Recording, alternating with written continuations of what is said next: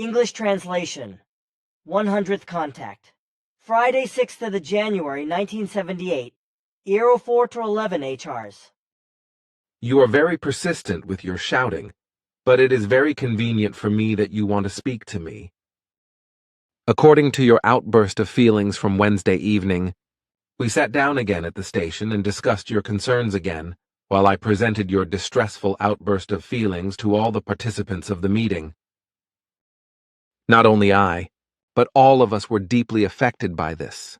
And as I already explained to you, completely new and previously unknown aspects in relation to you Earthlings and your deep concerns about your actual existence, your feelings and the deep-rooted will forms for struggle and self-preservation unfurl themselves to us. Your unexpected outburst was new to all of us in every respect, and we have never expected such things in you. But if these things are anchored in you, they must inevitably also be in all other human beings on the earth, which we are only now about to fathom because they were unknown to us until now. In addition to these things, however, through your outburst, you have also shown us aspects before our eyes that we simply overlooked in ignorance of various important facts, which led some of us to see you, Earth humans, from out of a false perspective. Your words of anger and distress to me have revealed new facts, which have made us unanimous in our decision, and have shown that we have acted prematurely in relation to an interruption of contact, which is why the transmission to the High Council for advice was interrupted in time. It is very unfortunate to all of us that we would have made such a rash and inconsiderate decision without any real knowledge of all the necessary basics, which would have been made by us in an absolutely unjustified wise. But take into positive consideration the fact that our task is extremely difficult, and that we must acquire new knowledge continuously and mostly by making mistakes, just as you have to make in order to gain knowledge. This is not meant as an excuse, but only a request that you try to understand us and that we still have a lot to learn, especially here on the Earth, in connection with you Earth humans and with your, still in many parts, hidden forms of thinking, feelings, and emotions. In the name of everyone, I have to pay our thanks to you, because it is only through your distressful outburst that we have gained knowledge about you human beings on the earth, which in some respects will make us much more patient in the future if you do not always follow our advice or necessary orders to the extent that we hope.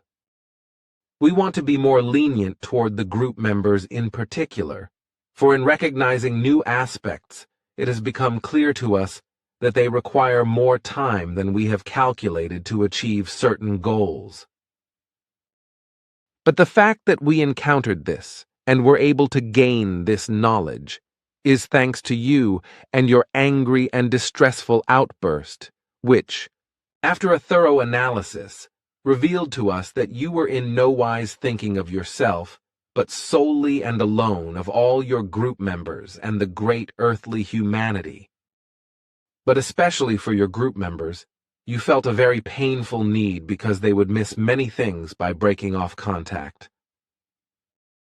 So you thought in spite of your anger also for humankind, or just in your anger.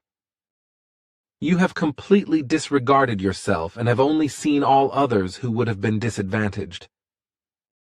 This, however, has nothing to do with your boundless modesty, which is well known to us, but with the fact that among you Earth humans, despite all the confusion and ignorance, there is a hitherto unknown form of very strong togetherness, which is probably not as pronounced and present in all human beings as we have found in you, but which clearly shows that, despite quarrels and strife and wars, a strong unity is formed, which must also have an effect in the dissemination of teachings and the formation of knowledge.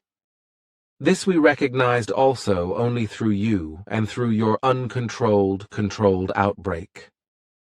We had to make ourselves understand that this is an unknown peculiarity of you Earth humans, that you are able to live in war and discord with each other and among yourselves, and yet have a strong sense of solidarity, something that was completely unknown to us in this form. On the one hand, as the analysis of your emergency outburst showed, you were very angry with those who were fallible and led us to our ill-considered decision. But on the other hand, you were afraid for them and tried to save everything for them, because you feel love for them. Therefore, you shouted at me fiercely and angrily and yelled at me with words meant to hit me, which did, and very thoroughly. But they also hit all the others, and so we came to the conclusion that we had acted in a very hasty manner and without any real knowledge of all the facts. So that means you keep the contacts, does it not? I like that better already, my son. We can only ask all of you to understand us, because we are only human beings like you, and we too are far from making any mistakes in the evolution. Well, my son, we are again not that petty. I thank you from all of us to all of you. All right, it is already forgotten. We really build enough crap ourselves. But you know, Quetzal, I was really furious. But I do not take a word back from what I threw at your head. This is neither my desire nor the desire of all of us, because you have made many important facts and aspects known through it. For this we are also grateful to you, which should also be the case for your group members, who should truly stick to you more in all matters and problems, etc. Many hardships and many illusory problems and other things could be resolved before they become true problems. That is what you say, especially now that I have broken my word. I was still damn angry today, telling the things you told me in confidence on the 3rd of January. Namely, the whole rotten business about Amada. You have repeated this on the 3rd of January? No, damn it, that was today. Tonight, as I was so angry again, because of you megalomaniac and pompous super twerps without a big brain. Then you did not break your word. Of course not, you know that. You do not have to fool me. I told you not to talk until Thursday. Are you no longer aware of this? No, my son, I do not know anything about that. Then you did not understand me correctly, or you missed this precise order. You have not broken your word. My mind went with my order to the effect that I needed time until today to be able to clarify the concerns around Amada exactly, which I succeeded in spite of all regrettable incidents. So I can now give you an exact report, if you are now able to accept this. Why should I not, huh? Even though I was still quite angry when I saw you, this rage is already gone and my maltreated nerves have also unburdened and calmed down in the meantime. So just speak, but please repeat literally all that you whispered to me on Wednesday and about which I had to remain silent, which, the devil knows, was really not easy for me, if you can understand that, my son. To give an informative context, I have to do this for the uninitiated. So this is what we found. Since the Sohar Center was taken over and put into operation, indefinable impulses had been continuously registered, the meaning and values of which we could not unravel. It was not until the 2nd of January that we found a partial solution for this, which was frightening for us. The impulses were decoded as strange thought images, which were developed and sent out by Amada in concentrated form while she was in the center. These impulses, created in an extremely confused manner and floating as power currents in the valued parts of the center, gave us an unsolvable riddle for 3 months.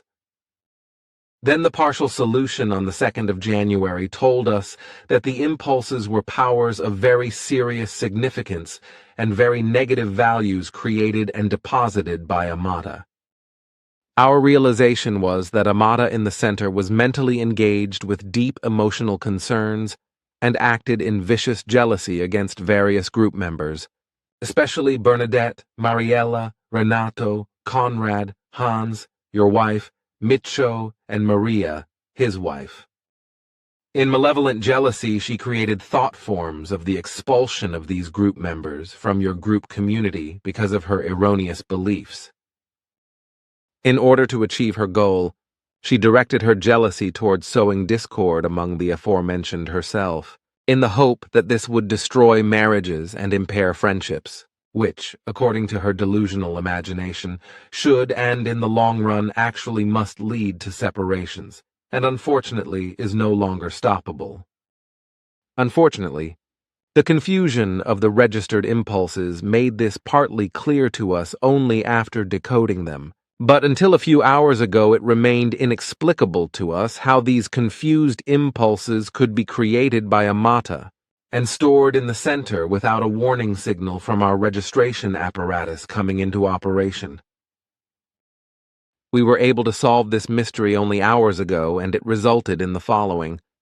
Partly in a very conscious form, Amada cherished group-destroying thoughts of the aforementioned form when she was in the center at the times calculated for her.